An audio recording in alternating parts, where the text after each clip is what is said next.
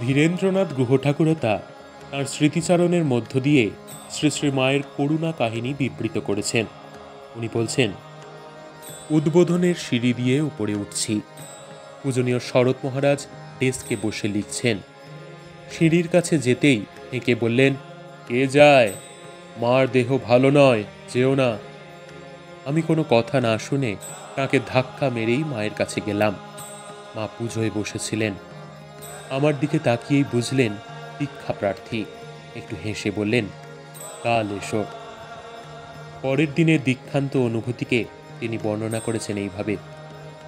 চিবুকে হাত রেখে কানে মহামন্ত্র দিলেন। একটা ইলেকট্রিক কারেন্টের মতো পা থেকে মাথা অবধি চলে গেল। সে আনন্দময় অনুভূতি শুধু অনুভবের, বর্ণনার নয়। প্রসঙ্গত ধীরেন্দ্র কুমারের আরেকটি অভিজ্ঞতার কথাও এখানে উল্লেখ করা যেতে পারে। কামারপুকুরে যোগী শিব মন্দিরের সামনে দাঁড়িয়ে গ্যারিসন সাহেব প্রশ্ন করলেন, তুমি মাকে দেখেছ? মায়ের কিছু অসাধারণ ঘটনা অর্থাৎ মিরাকল সম্বন্ধে কিছু বলো।